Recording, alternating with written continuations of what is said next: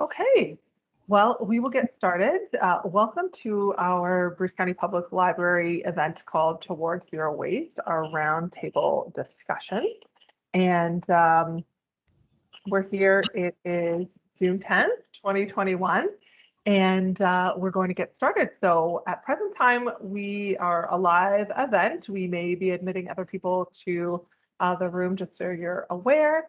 That might be why we pause for a moment to include people.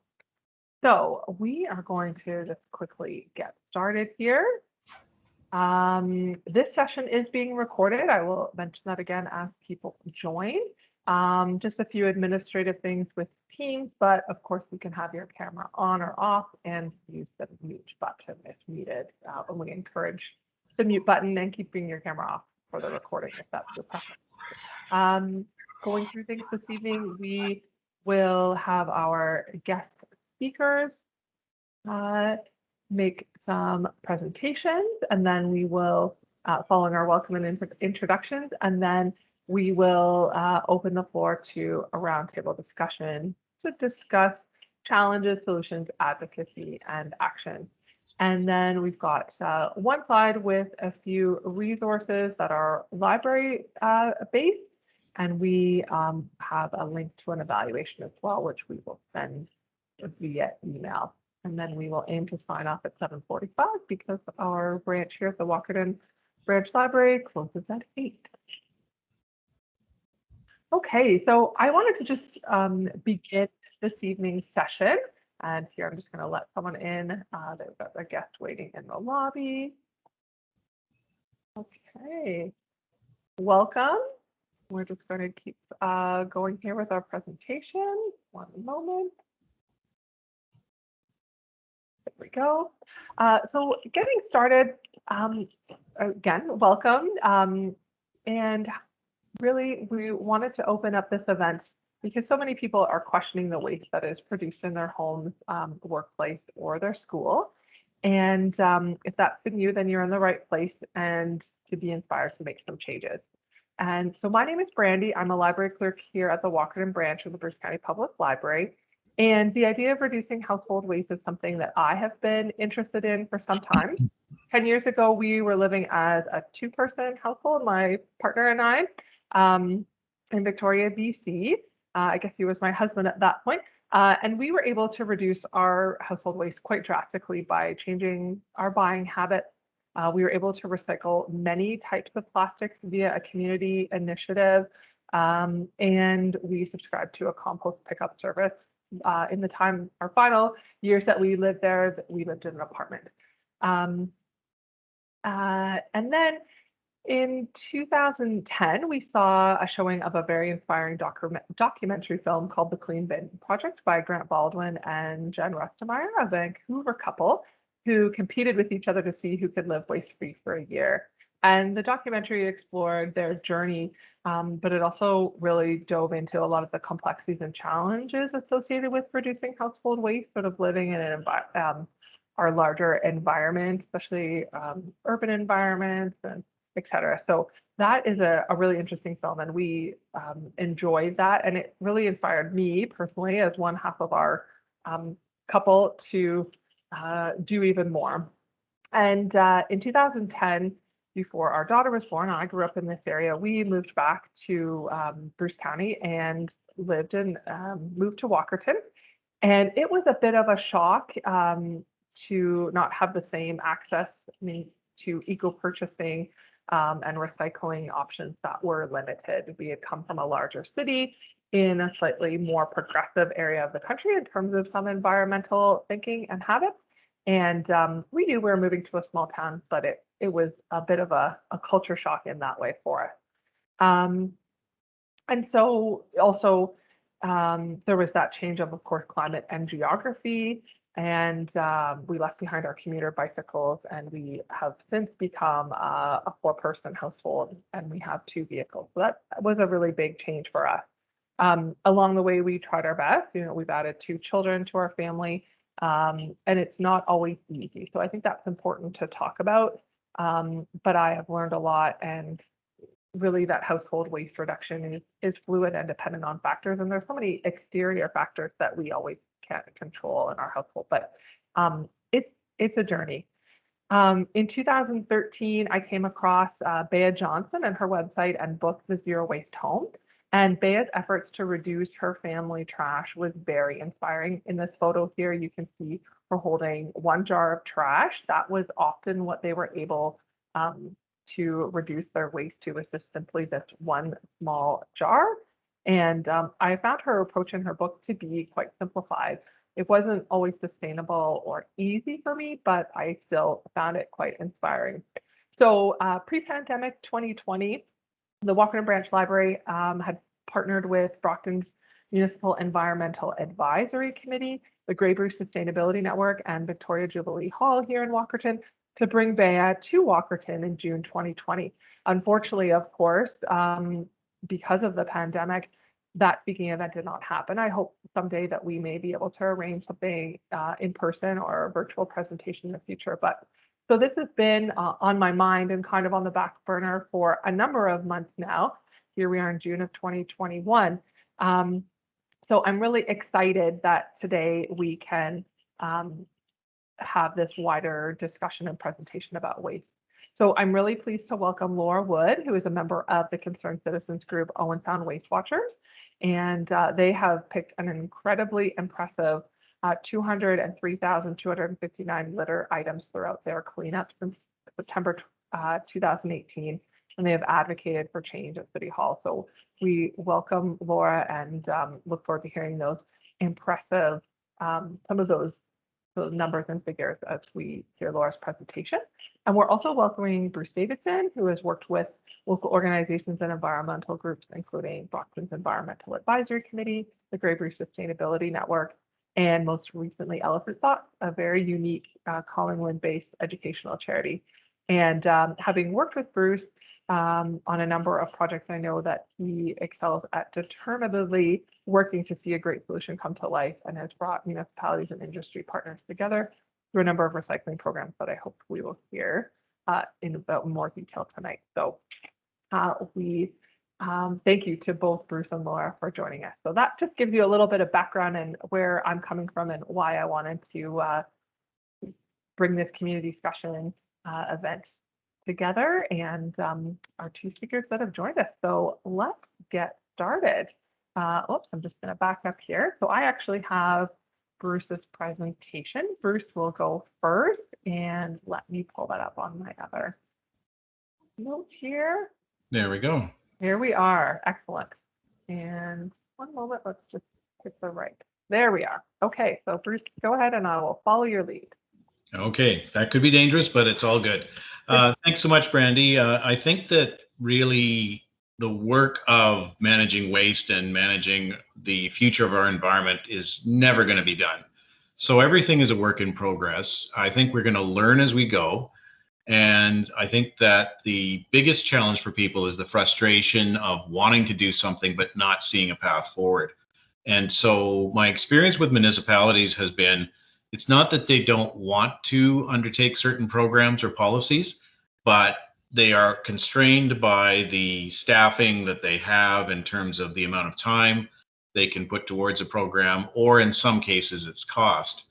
And the municipal world is not swimming in money. They tend to really have every staff member fully booked with things. So the ability to take that time and research new programs is not there. And that's where I believe we need to be empowered as citizens and say, we can start some of these programs, and we're going to hear about some great initiatives in Owen Sound tonight. And we don't have to wait for the municipal government, provincial or federal, to take the lead. We can develop things, and as we build support in our communities, people will, I think, join in, and it basically will be something that will be adopted. But it takes a lot of perseverance to do that, and we just have to do that. We have to be stakeholders in our own lives.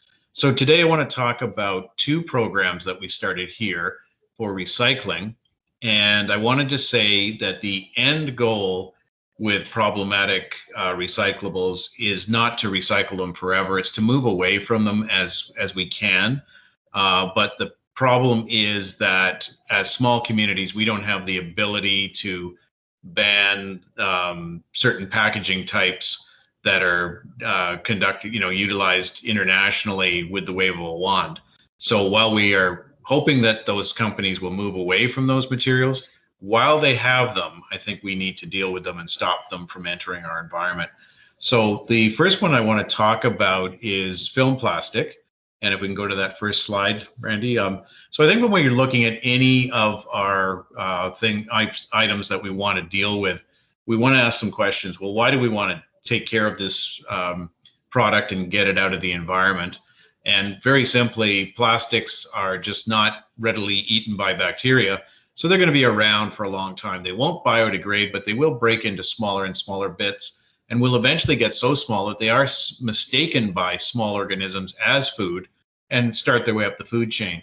With plastics, you're basically looking at oil. It's toxic if you burn them, and they do consume landfill capacity. And whether a community has a landfill or not, you are filling landfill capacity somewhere. And as a result, the problem just gets pushed down the road to somebody else.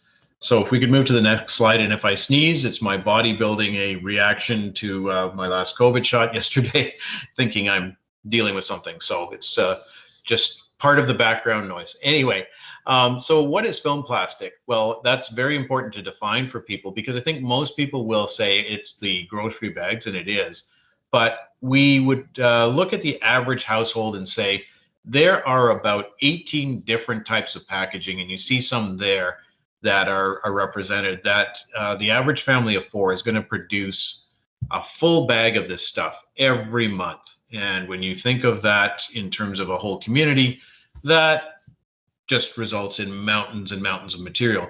But if you're going to ask people to join a recycling program, I would suggest preceding it with some education on all forms of social outreach that you can. Newspaper is great locally, radio, if you're lucky enough, TV, but all the other social media outlets are a great way to do it, because the community want to recycle, community members want to recycle these materials. They don't want them going to landfill, but they don't have the opportunity in some communities to do that. So if we can go to the next slide. What we did to identify this problem way back in about 2010 is we did a waste audit and looking at some of the major materials in our waste, or some of the major items. And the results were not really that surprising, but it does help you to target what you want to get out of the waste stream. And so we found organics were the big enchilada in our waste residentially. Pet litter and diapers, huge as well. And there's some programs that could be developed for those along the line. And you see film plastics there, and by weight, it's not a huge amount.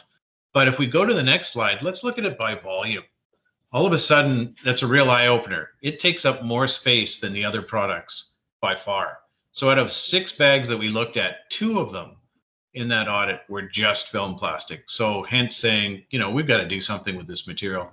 Let's go to the next slide. So the challenge is that film plastics, and on Brockton's website, you'll find a list of what those things are and what we do recycle, which is important, because if there's confusion, people will contribute material that is not part of the schedule of recyclables into the stream, and then you end up with a problem with the receiver saying, hey, your load is too contaminated to do anything with. So we were looking at 2s and 4s. And the problem is not everything has a 2 or a 4 on it that is film plastic. I think that's where some legislation should mandate that, so people don't have to guess. But the simple rule of thumb is if it crinkles, like a cheese wrap, or if it is like a saran wrap, it's not something we should take. So a stretch wrap, those are unfortunately things we don't have programming for. So you see that bag is tied in a knot, and it's full of other bags. And that's the way in Brockton, because we don't do it in the blue box, we do it at a depot. We'd like people to bring stuff down because it's much, much cheaper. So they would take that sort of punching bag sized bag and distribute it in one of our recycling bins. And if we go to the next slide, we can see what that looks like. We have 2 of them at our recycling center in Walkerton, 1 at our transfer station in Brent, the former Brent Township, and 1 at the Greenock landfill, and then also at our shared landfill with Hanover. And I think the company now has grown from just doing trash taxi in Elmwood from doing about 5,000 pounds to now 50 to 60,000 pounds annually of this material. And when you think of how light plastic is, that's a lot of material. So a couple of things about the bin. We put right on the side what is acceptable and what is not. So there's really not an excuse to not do that.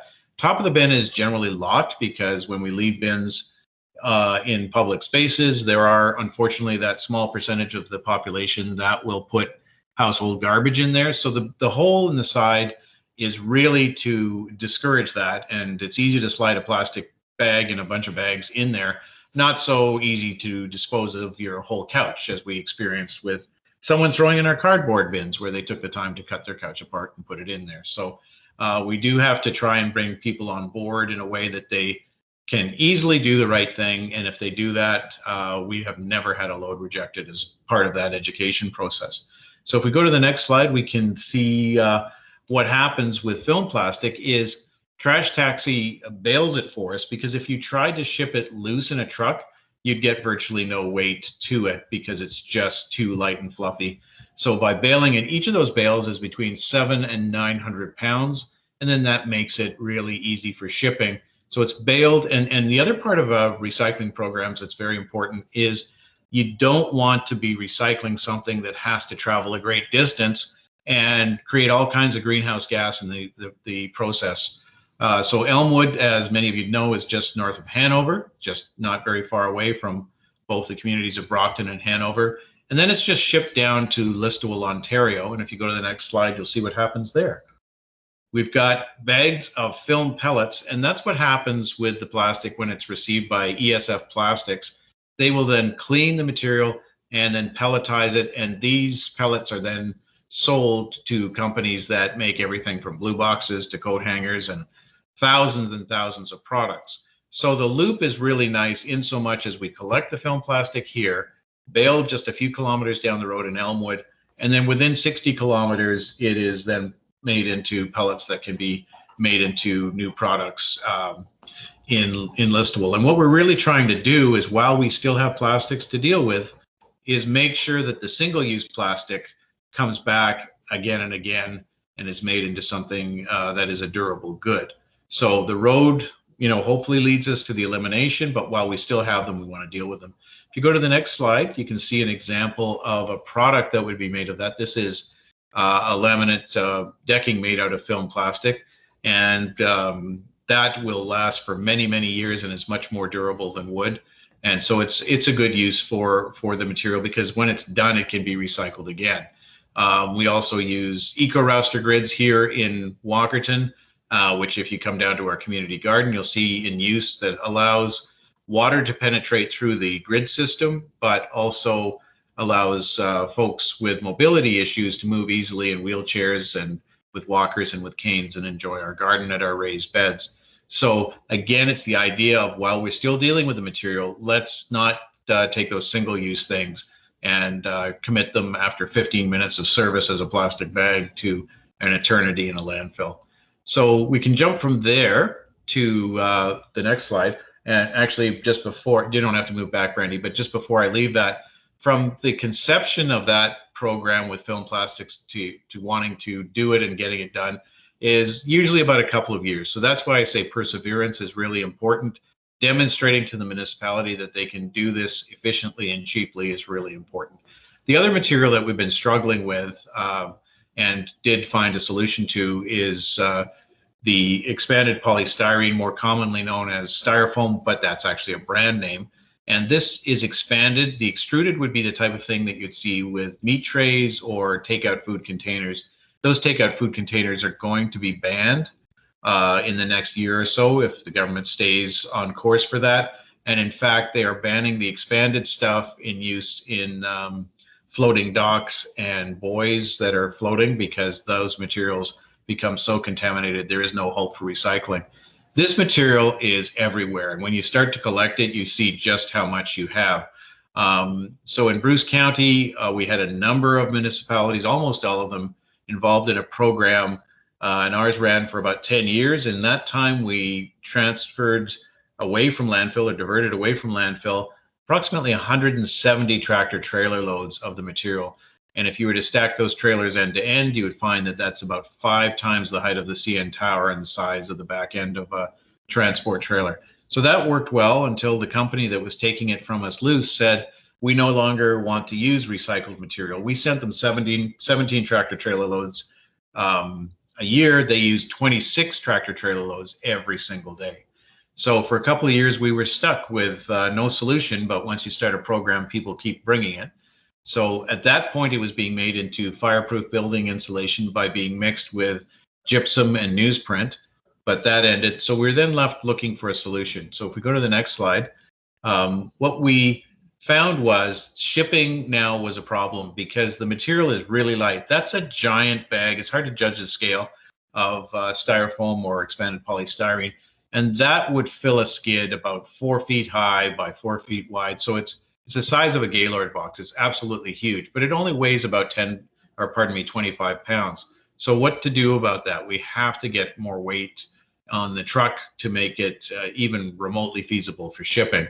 So if the next slide, you'll see one of our experiments. Trash Taxi offered to help us with looking at baling the material. And here you can see them feeding the baler. Unfortunately, baling is not, with the equipment we had to work with, a very efficient process. You have to put it in, compress it repeatedly. And then if you look at the next slide, you'll see the end result is a bale, but it's only 75 pounds instead of 25 pounds. So not great. And so we said, okay, that's not the solution. The next solution was to densify the material. And if we look at the next slide, what we'll see is the small machine we have in Walkerton that we were using.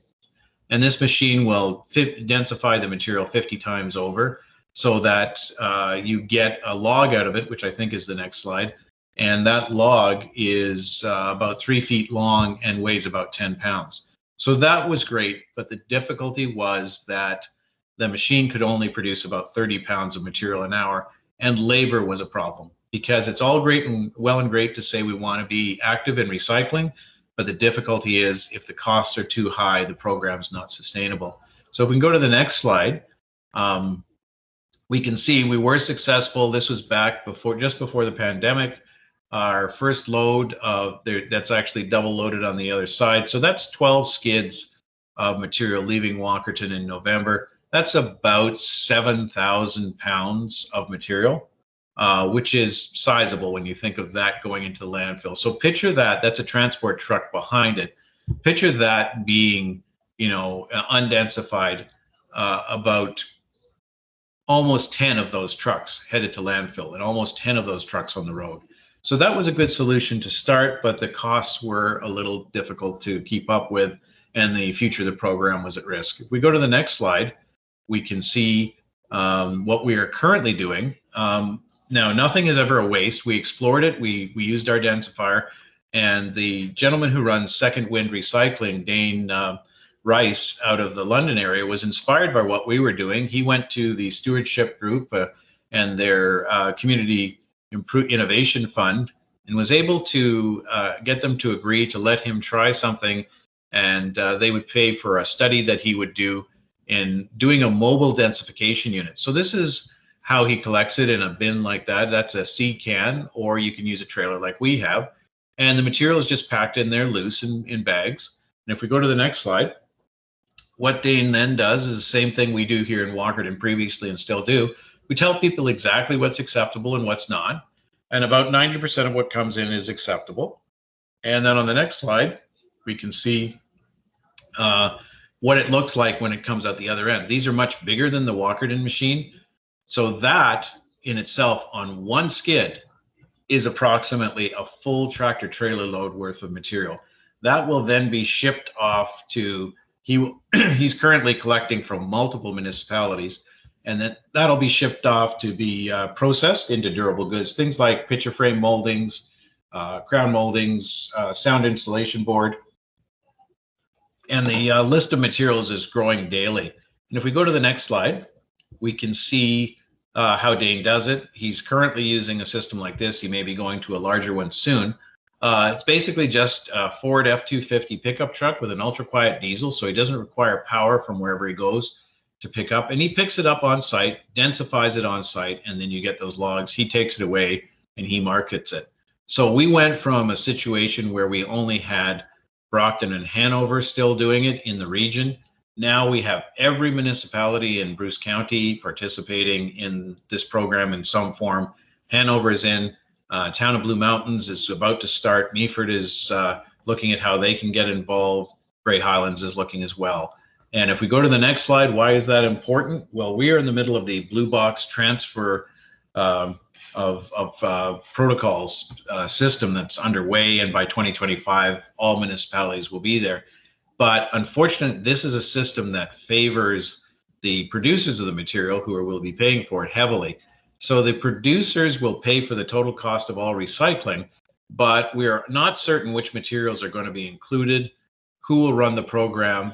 And if you buy equipment to densify or bale plastic, they're not obligated to buy your equipment or use you as the municipality or private company in their service. And so I thought it was vitally important that we get as many communities involved so that they would be finding it difficult to say to us, well, we're not going to continue that service.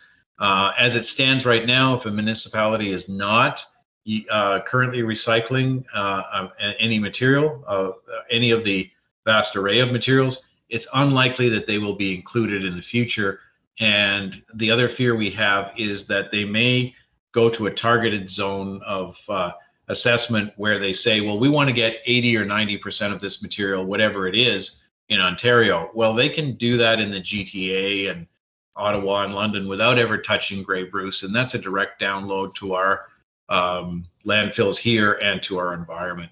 So I guess the thing that I'd like to just wrap up with is we do have the ability to do things on a local level. We do have the ability to lead instead of follow. We can generate programming and get municipalities to sign on if we do the legwork and show them that it can be done in a cost-efficient way.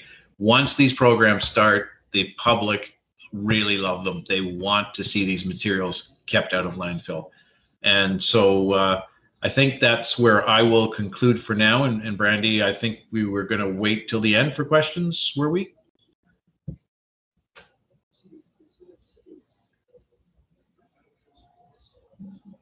And I'm not sure if you're muted, Brandy. Yeah, we can do either. If there's anyone who has a question now, they can unmute and go ahead.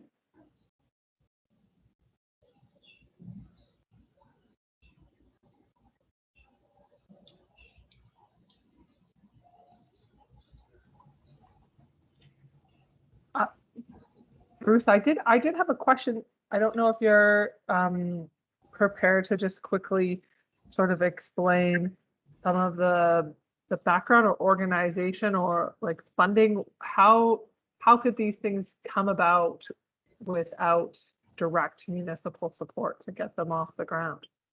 Well, I think that there are three positions a municipality can take. They can start by saying, no way is it going to happen, and have no interest. They can say, yeah, it could happen, but we don't have the budget, so you find the way forward. Or they can be active participants. And in Brockton's case, money was an issue, but they weren't saying no. And if we did the legwork on it, they were able to do it. So the film plastics program is really inexpensive compared to the totality of a waste management budget.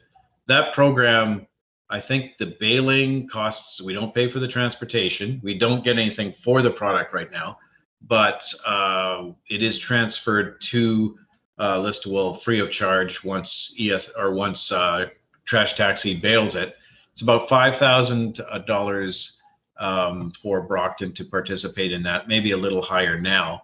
And so it's not onerous, and it solves a huge problem. It's a bit of staff time, but not too bad on that one. So we started it as a pilot project, and municipalities like the sound of that because they aren't committing to a long term if it's a failure.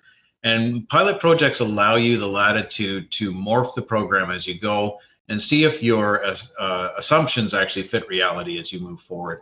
So they were able to do that. And in all of the programs we've started as pilots, the municipality has seen the value in them and kept them on as permanent programs. One of the challenges that the municipalities that don't have a landfill face is that they are not directly in the short term looking at the cost of filling that landfill, which is huge. Brockton and Hanover just in the last decade opened new space in the existing landfill on the existing footprint. And the cost of that, I'm a member of that committee, was about $6 million to start, just to prepare the site right beside the pile of waste we have right now. And then environmental assessment was another 1.4 million, very, very necessary, but costly. The cost of hauling leachate is in the hundreds of thousands a year. So everybody wants to be near a landfill. No one wants to be beside one. And the real cost of waste is never truly recognized. With the second program, the expanded polystyrene program, we were able to work with other partners. And this is where it's important. There are other industries that have an interest in seeing this product dealt with. So the Canadian Plastics Industry Association, which unfortunately no longer exists, said, you know, we've got a problematic material that we're dealing with. It's best if we can be part of a solution, and styrofoam is a plastic product. So they gave us a grant and helped us find the densifier to begin with. Bruce Power produces this or uses this material.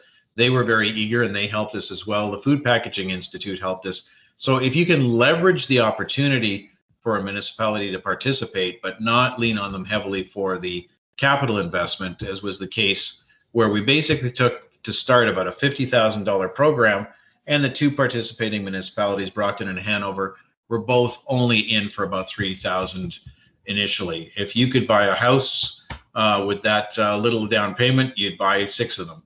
So I think that there are ways that you can seek out the right partners, build public support for these programs, and you know, with an environment in crisis, there are people who are willing to listen, and you just keep working at it. You ignore the people who say no, and you get the people who want to adopt, and you go for it. Thank you, Bruce. Well, hello everyone, and my name is Laura Wood, and I'm part of the planning committee of Owen Sound Waste Watchers. Thanks so much for inviting me to speak with you. So today I'd like to quickly cover who we are as a group, why we are committed to our cause, and a few details about what we do. Really enjoyed your presentation, Bruce, and I was interested in the fact that you are focusing on the period we are now on the road to elimination of existing single-use plastic and what we can do. And Owen Sound Waste Watchers is a community volunteer group. We were formed in September 2018. And as our name implies, we're focused on the household waste generated as a result of personal consumption decisions made each day. We are focused on, as a group, we're about advanced education, getting ready for a time in the future when single-use and non-recyclable items are no longer available. So often people say it's someone else's fault. Another country is polluting more, so it's their problem. Here in Canada, provincial or municipal or federal government should legislate change. Businesses should change their products or their packaging. It's someone else's responsibility. It's not mine. Well, at Owen Sound Waste Watchers, we say we want to reduce our personal impact on the planet, and we will start ourselves today, one action at a time. So why do we care about reducing the amount of household waste that goes to our curb? Bruce mentioned a lot of these points. Well, first of all that garbage has to go somewhere. Buried in landfill, garbage decomposes and creates toxic greenhouse gases. Plus, today, as Bruce alluded to, less than 10% of what we put in our recycling bin is actually recycled due to input error or contamination. The rest joins garbage in landfill. So it's hard on our environment, plus it costs a lot of money for our local municipalities to pick up, sort, and dispose of household waste. And that means taxes, higher taxes and fees for most of us. So in Owen Sound, residential waste programs include regular garbage and recycling pickup, yard waste site located at the far edge of town, and hazardous material drop-off opportunities several times a year. There's currently no curbside green waste pickup. In 2019, 3,788 tons of garbage, recycling, and hazardous waste was generated. And with a population of 22,000 people, that means over 344 pounds of household waste was generated per person. And as our little raccoon friend will show you, that's a lot of waste. So what can we do? Laura, sorry, Yeah. would you hit the presentation button on your, we're just seeing the first slide there. Okay, I don't have a presentation button. In your, in PowerPoint. Okay. You start the presentation, and I think we'll be able to see each slide when you advance it. Okay. So I will, how about we just do it in PowerPoint rather than make it into a slideshow? There's probably a glitch. Oh, sure. So here, I'll make this a little bit smaller if I can. Won't let me do it until. So in any case, can you see that? Okay. Yes. So what can one person do? You've missed great pictures. I'm going to go back and show you some pictures. There's a picture of our group, the community volunteers. There's those classic horrible pictures. Bruce had one of those. We talked about how much waste is generated in Owen Sound.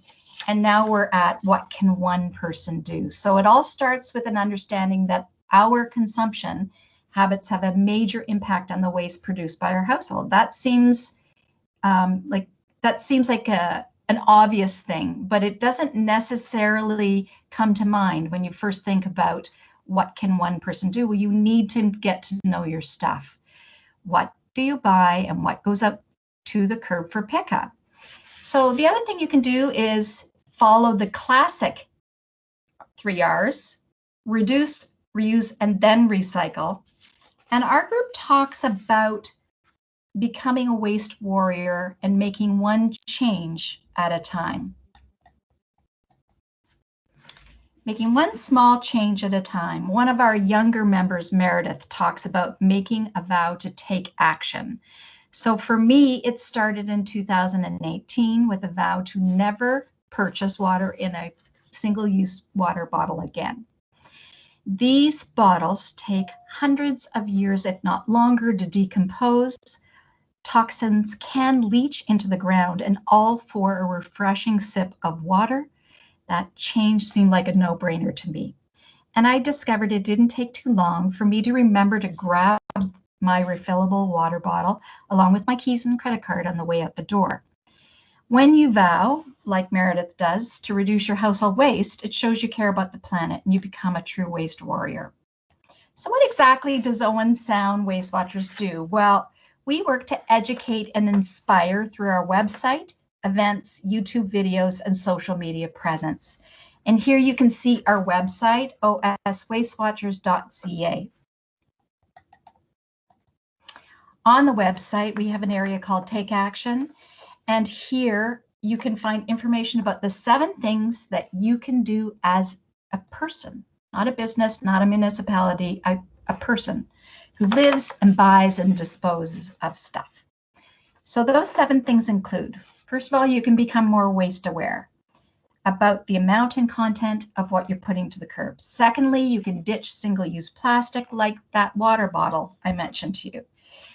Thirdly, you can find more sustainable options like that refillable water bottle. Fourthly, you can start composting. I think one of Bruce's slides talked about the sheer volume of organic waste that's in our garbage. Statistics show that over 30% of the items in our garbage can be diverted to composting to create fabulous, nutritious soil. You can do it on your own or find a local site, a friend or community garden who will take your organic waste. For example, I have a composting bin and I have 2 neighbors who are contributing to it right now. In Owen Sound, we have community gardens that will take certain things that you can just deliver, and it's a small community, so it's easy to get there.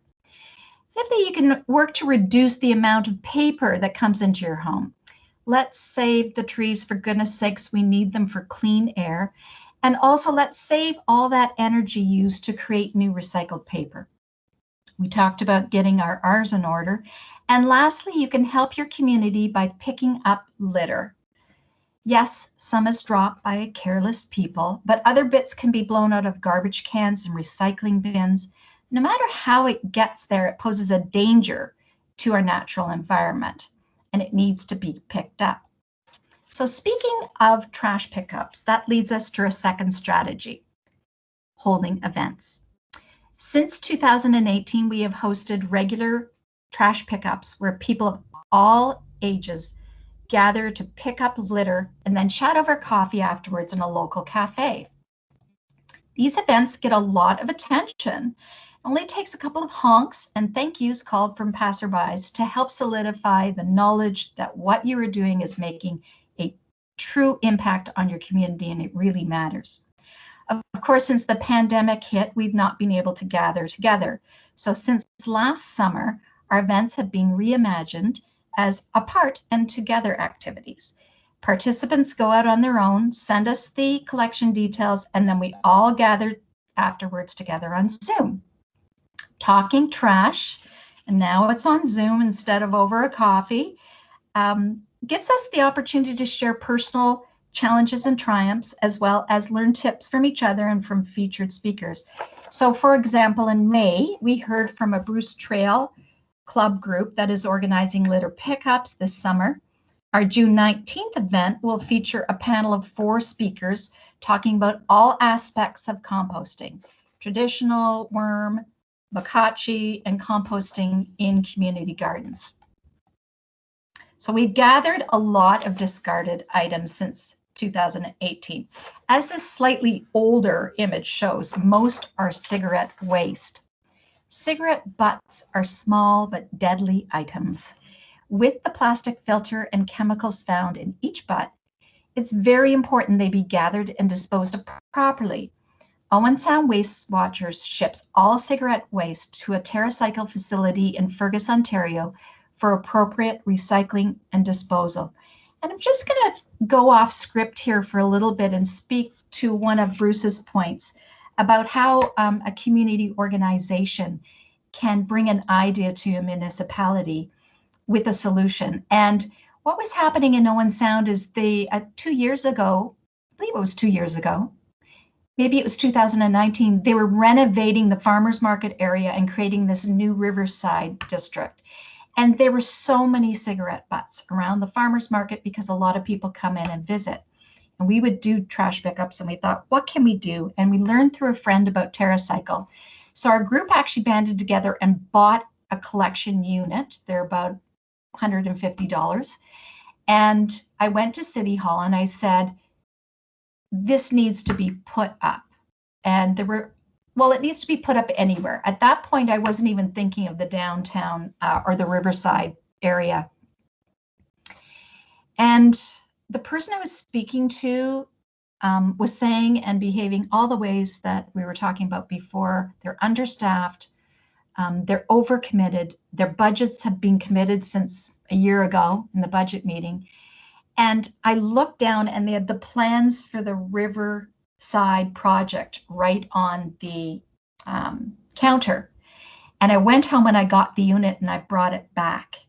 And I said, if I give you this one, will you put it there? And they took it away and I never saw it again. And all of a sudden 10 were installed.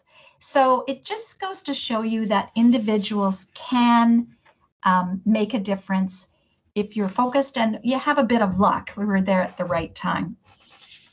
So as of May 24th, more than, as you mentioned, more than 200,000 items have been gathered by our small but mighty band of volunteers, with 88% appropriately recycled. We also seek to educate and inspire with videos on YouTube. We're creating a video for each of the 7 things you can do, full of reasons why you would want to do them and practical how-to tips. And lastly, we share ideas and news on Facebook. There are over 470 followers, learn about new ways to reduce household waste and about upcoming events and share their ideas. So that's a lot of information about us. but it really comes down to this. Owen Sound Waste Watchers is a group of community volunteers on our own personal journey to help the planet. We believe we have the power to change big things in our community by making several small changes in our personal life. One of our volunteers has reduced their household waste from 4 garbage bags to just 1 bag each month, and that's a 75% reduction. Just imagine if only 10% of our population did that. So if you're interested in knowing more, have a question, or just want to express an opinion, we would love to hear from you. We're really interested in emails to this email address, or visit our website and contact us through the website.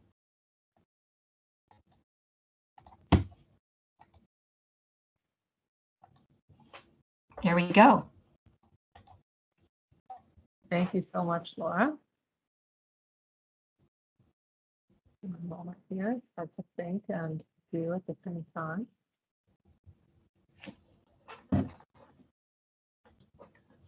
Slide I need to display. Well, we have one guest on our call this evening, so I just wanted to open up to that guest and also to let them know I wasn't sure if they heard that we are recording. So you can also pop a question or a comment in the chat. That's another great way to connect. And we'll just see if we have any questions. Kind of, I first wanted to just quickly sort of say I love coming away from these kinds of things with my own actionable item, and you've inspired me, Laura, to just simply create a litter club in Walkerton. I know of another young family that will probably join in very easily, and whether the kids want to join us every week or not, I think we will do that, and I'm going to be in touch about how you organize things and see how we can just replicate. Yes. One thing I would say is that we started with a litter pickup in September of 2018, and we very quickly went to ideas to reduce our own personal waste. Mm-hmm. We did not go to, there needs to be more garbage cans, why do people litter? When you pick up an item that you purchased yourself, like let's say a plastic straw, at that point, the only thing I had stopped consuming was a single-use item was I wasn't going to buy any more water bottles. But, you know, I liked my Tim Hortons iced cappuccinos and the straws. And then I started picking up straws and I started thinking about this. You know, how long are these straws around? And just because I put my straw in the garbage can, I don't know where that's going. What if somehow it got into the environment? And in Owen Sound, we have a harbor. So often I will pick up along the harbor. So you're seeing things that are dropped, but you're also seeing things that are coming in from the water. We don't know where they started. So it starts a journey. You start one place, picking up litter, and then all of a sudden you start making changes in your own life.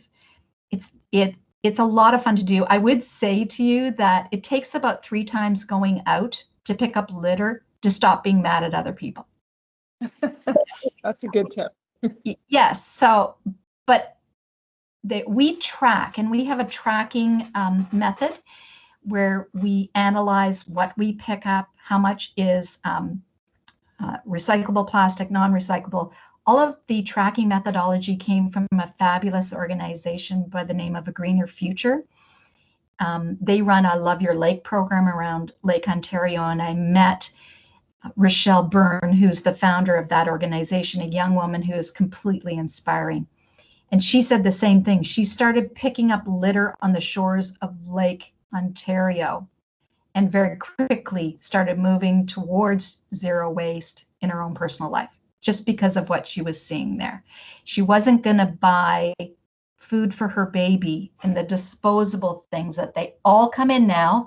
Baby food does not come in glass jars like when my children were around. They come in little, probably non-recyclable plastic, many layers, squeezable tubes, and she couldn't buy them anymore when she would see them littered because it didn't make any sense to her. So I would encourage anyone who's feeling helpless about the environment, picking up trash is amazing. It makes you really inspired that you are doing something. I'm a bit of a number nerd, so I, for a while, did an audit of my own household waste that was going to the curb. But honestly, all you have to do is look in your recycling bin and just be mindful when you put things in the garbage can to get a sense of what your lifestyle is. You know, Bruce, jump in. I could talk forever about this. Well, I think the important thing is that I go right back to the Walkerton water tragedy, and we formed the Concerned Walkerton Citizens, and we weren't experts. And you know, I think quite often we look at a situation and we are across the board disenfranchised from being stakeholders in our own lives by being told that you don't know enough. I was a massage therapist by trade, and when people would ask, well, why are you coming to our community? Why did we invite a massage therapist to talk about this? It should be a doctor, a lawyer, or an engineer. We have a right to educate ourselves and act. And if we wait for that white knight to ride over the hill, it's going to be a long wait because he's probably in non-recyclable armor, and it's going to be a big problem. So I think that people have way more power than they think they do. There are more people who want to do this than not. People will do the right thing if they're given the right set of circumstances to do it. It just means overcoming some of those roadblocks. And I think as small in numbers as people start, and I don't think anything is ever wasted in discussion or presentation. I don't care about tons of people. I care about committed people. And so to that end, what I'm going to suggest is I'm also on the board of Elephant Thoughts, which is an educational charity that does work with a lot of disadvantaged youth. And we're dealing with two properties now, one in the Beaver Valley and one called Kimbercote and one called Riverstone Retreat just outside Durham. And with Riverstone in particularly, that property, what I'm looking at is we have lots of outdoor space, meeting space, big pavilion where weddings are held. We're building our garden, which is looking at, regenerative agricultural practices. We have a pavilion there that is connected to an outdoor kitchen, and we have a wonderful Indigenous chef that does work. I'm encouraging people to think about webinars, or not so much webinars, but when we can do this in person, seminars, and we can arrange something there. Our goal is to do this to serve the community at minimal to no cost to them, just to offer the property, and let's get it done. I think the first person you have to overcome in this journey is yourself. And once you've done that, then you can inspire others. And Laura, your story is very inspiring. And I think that there are people that we just have to harness in our community. 95% of people will not lead, but they will follow a good idea. And I think that's what we have to drive home. We're really excited about this Bruce Trail Initiative. You know, during the pandemic, people have been traveling up to our region to hike the trails. And so they've seen an increased amount of litter. The studies have shown people are coming up and maybe hiking in 1 kilometer to 2.5 kilometers and then turning around and coming back. So the litter is at the mouth of the hiking, near the parking lot, whatever, and then about 1 kilometer in. And what they've done is Owen Sound Waste Watchers was working with them, as well as Rochelle Byrne from A Greener Future, to set up the methodology. And then they have hired, I think through a government program, trail ambassadors. So young people are actually educating people on the trail about where the garbage cans are. The thing with Owen Sound Waste Watchers is we don't blame people. We see that this is an issue. The perfect example of that is the cigarette butts. 2 summers ago, we we created these little butt cans. We call them the Adopt the Butt Can program. Mhm. The city didn't have the receptacles everywhere, and they had Summer Folk and the Salmon Spectacular. So we took those there and we put them down. And I remember at Summer Folk, there's a holding area for all of the artists, and a lot of them are smokers. And so we would clean out that area because we wanted to recycle the butts through TerraCycle. And so many of the musicians said, what are you doing? Most people don't know they can be recycled. Most people don't know they're so toxic and that they contain plastic in the filters. They don't all biodegrade. They just shred into little pieces. There's plastic fibers in the filters as well. In any case, the artists were saying, thank you so much for not saying you shouldn't smoke. Well, that's not our job. Mhm. Our job has nothing to do with that. Our job is to educate and inspire people to make changes in their lives. So, and I encourage anyone to organize. Just start with one. Just go out and do a litter pickup, and you will feel terrific. You really will. And if anybody wants any advice on it, we've done so many now, we can talk you through it, but it really is very easy.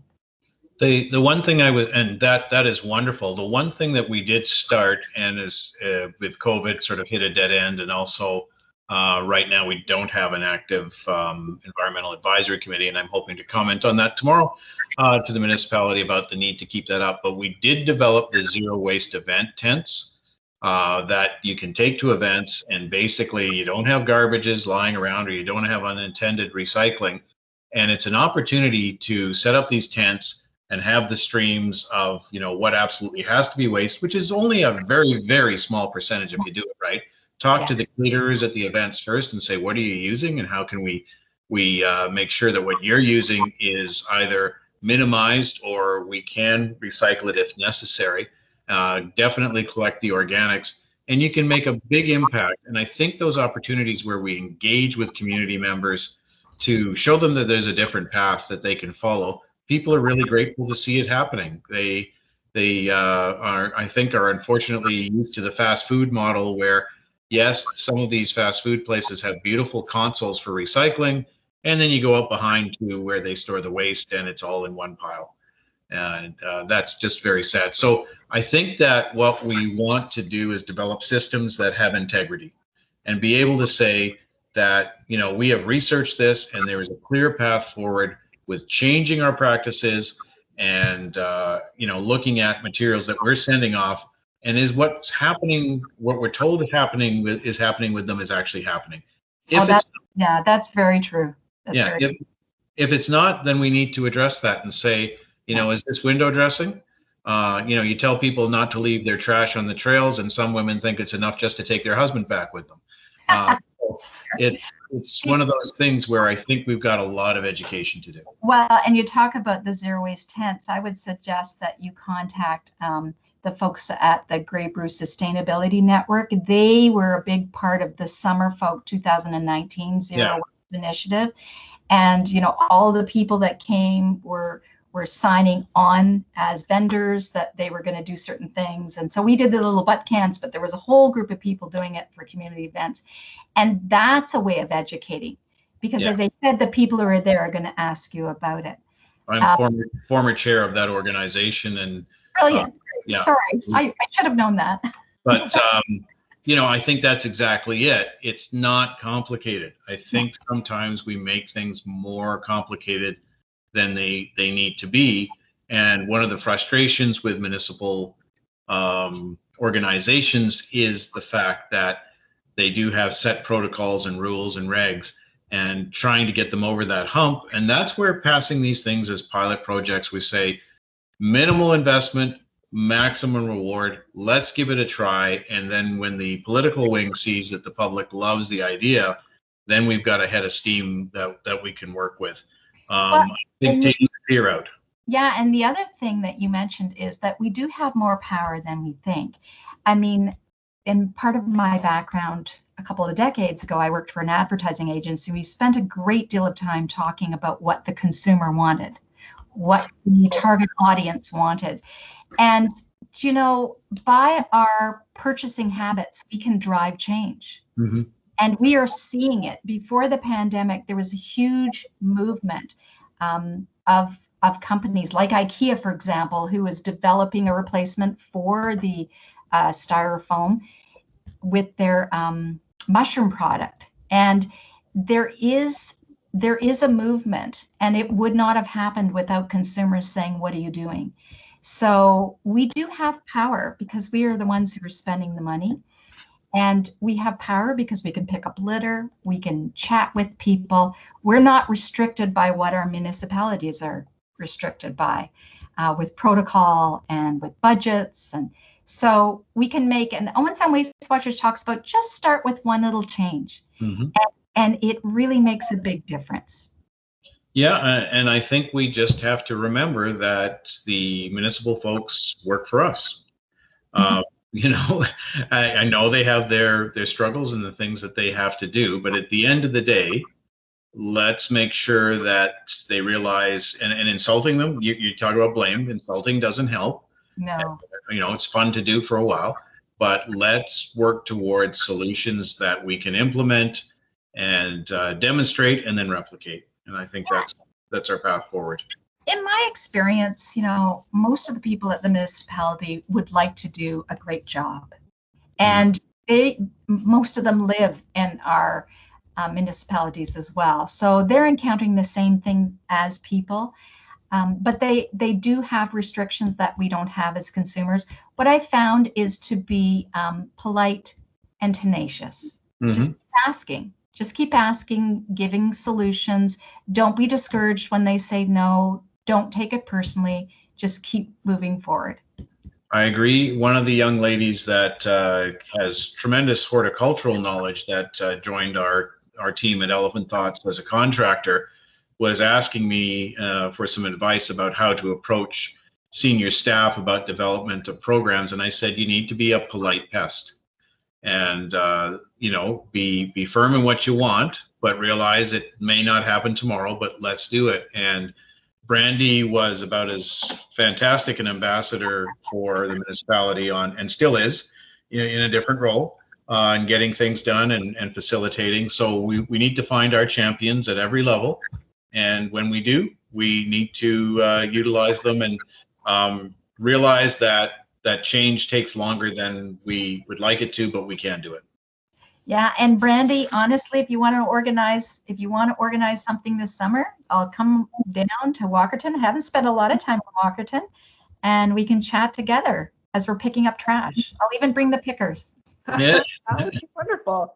Well, thank you, Bruce and Laura. I think we should end it there because, as I said before, our branch closes at 8 p.m. So I need to assist with that because I also could talk about this forever. It was such a pleasure to see you both over the screen, to meet you, Laura, and hopefully we can meet up in person. I would love to have you do a field trip to Walkerton to get us started. That would be amazing. Absolutely. Thank you so much. I'm just going to finish up here. I think those coming back to those main points of us as individuals being, as Bruce said, stakeholders in our own lives and us being the first person to overcome in these journeys are ourselves. And I think those were really wise words. So, and great advice from both of you. Thank you very much. I'm just going to flip forward to a couple of resource links here for those who have emailed asking to join this meeting. You will get these via email, these links, and we will try to share them in our YouTube video when we post that. So we've got a number of books and ebooks here at the Bruce County Public Library. If we don't have a copy, I know, for example, Zero Waste Home is no longer available in our system, but we can often get things through Interlibrary Loan. We've got the links here to the Owen Sound Waste Watchers Facebook site, the Sustainability Network. I'm going to pop Elephant Thoughts in there as well. And then I've also got a program evaluation, so I'll pop that link in there as well. So with that kind of wraps things up. So thank you again to Bruce and Laura and for everyone to join. And please share this video. And off the top of my head, I'm not coming up with an amazing hashtag. Maybe it's Zero Waste Grey Bruce or Towards Zero Waste Grey Bruce. But if you have been inspired to take on a task or some sort of activity, or starting that one habit to change how you are dealing with waste and bringing waste into your home, then we'd love to see that pop up on social media, to have a bit of a community movement online when we can't be together in person. So thank you again to everyone for joining us. And I'm going to end this recording, and then we'll close out the meeting. Great. Thanks so much for having us, Brandy. Thank you very much. Thank you.